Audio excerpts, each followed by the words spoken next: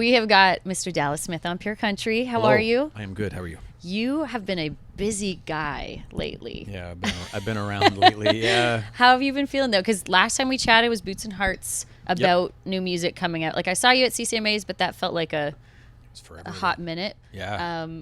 And this new record is finally out. I feel like we've been talking about it for a while. I know. It's out in the world, and it's incredible.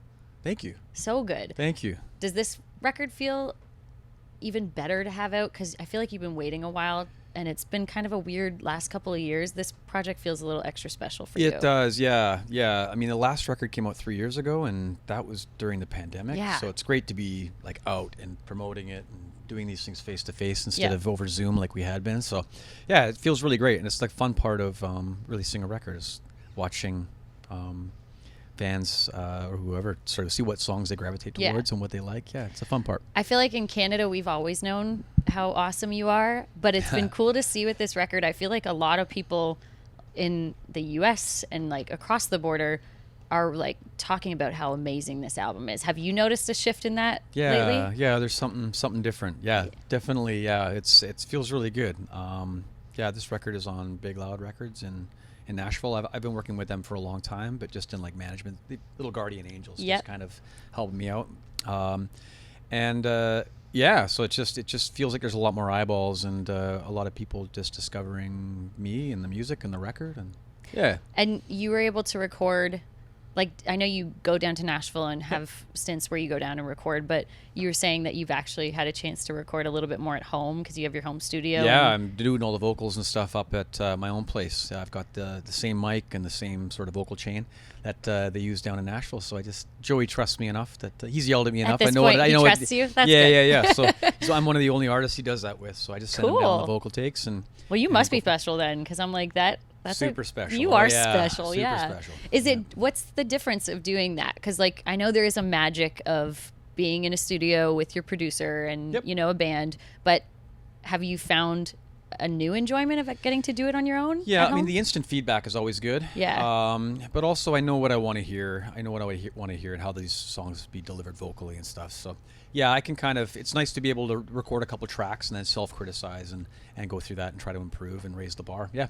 Have you discovered what your new favorite song on the record is now that it's out? Because I feel like it always changes leading up to record release and then when it's finally out in the world. It does. There was this song, actually it's a lead-off track called Use Me, and it was a demo that it almost got bumped off the record a few times, but there was something about it. I fought for it, and I figured it would turn out really well. It's my favorite song. Right? 100%. Yeah, it went from almost off the record to like the first song on the record. I thought it was a great kickoff. Yeah. It's so good. It's funny. I playing you in one of my weekend shows, and I picked 2 songs, and the show was already produced, and I listened to the record again, and I'm like, I feel like I have to change those 2 songs because that song sticks out to me as my favorite. We've played that one a couple times live now, and it's something special. Yeah. Are you, I'm not going to say are you because I know you are. You're at that point in your career where you have so many hits that when you're playing a show now and you have a new album out, you're definitely having to pick songs that you're going to cut out of the set. It's weird. That's crazy, right? Yeah. Because I thought about that the other day. I'm like, man, if you played all your hits, it'd be like a 3-hour show.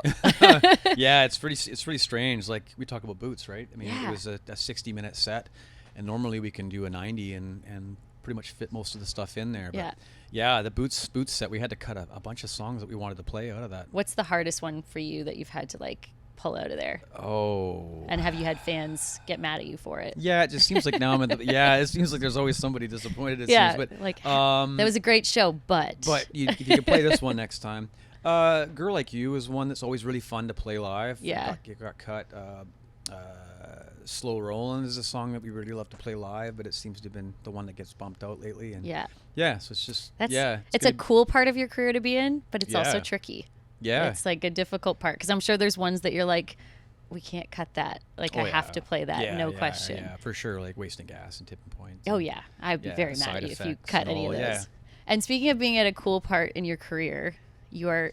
I think last year when we did a Zoom interview, I said, "What is something that you have always wanted to try doing?" And it was acting. And so you're finally doing that. Mm-hmm. Yeah. Has it wrapped the filming? Wrapped. It's done. Yeah, it actually ties back to this. Boots and Hearts again. We had a guest of ours come out to watch the Boots and Hearts show, and he had a movie script that he'd been sitting on, and I had no idea, and he happened to own a production company. So after Boots and Hearts, I got a call saying, I had no idea the two were tied together, and he said, we'd like to try out for a part. And I said, yeah, sure. I was sort of like maybe voice acting, doing some cartoon stuff and things like that interest me. So I figured, okay, well, I'll challenge myself and try out for this part. So I did, and then I got a call back and found out that it was for the lead. And yeah. And you're like super excited and also terrified. Yeah, anxiety level through the roof. And I ended up getting the part. So I just finished up last week, a week and a half ago, and it was 5 weeks of like 12 to 16-hour days. I saw like a tiny clip, and I gotta say, like, knowing you, and I'm like, I wonder what it'll be like to watch you act, because I know you personally, but the little clip that I saw, I was like, damn, Dallas, you're a good actor. I had a really good director, and the cast and the crew were very, very supportive, made me feel comfortable right away. It's not what I expected. I expected it to be an intimidating, scary thing, but thankfully for who I was surrounded by, it became a really awesome experience, and I settled in quite quick. Yeah. Coming out next year? Yeah. We're hoping to do something before the CCMAs next year in Edmonton. Awesome. Yeah. And were you able to did you take any acting classes before, or did you just get thrown into the fire? Thrown into the fire. Okay. I had a couple days with a lady named Chantel, and she helped me out immensely, reading the lines and dissecting the script and how to take it all in without being overwhelmed. Right. Yeah. So I had a little bit of that going in for the few days before we started, but yeah, the first scene was a 5-pager with 2 other actors, and like thrown right into the fire. Wow. Yeah. Good for you, though. I feel like those kind of challenges are like what you have to do in life to keep pushing yourself. Yeah, to grow and stuff. And the older I get, the more I realize that it's not about material stuff that you can't take with you anyways. It's about experiences. Yeah. And that was definitely an experience I'll never forget. How cool for your kids too to always have that to watch. Yeah, with Dad, it was great. Veda came out. She came out, and one of the actors in the movie is Charlie Gillespie, who is in Julie and the Phantoms, which is like my daughter's favorite show.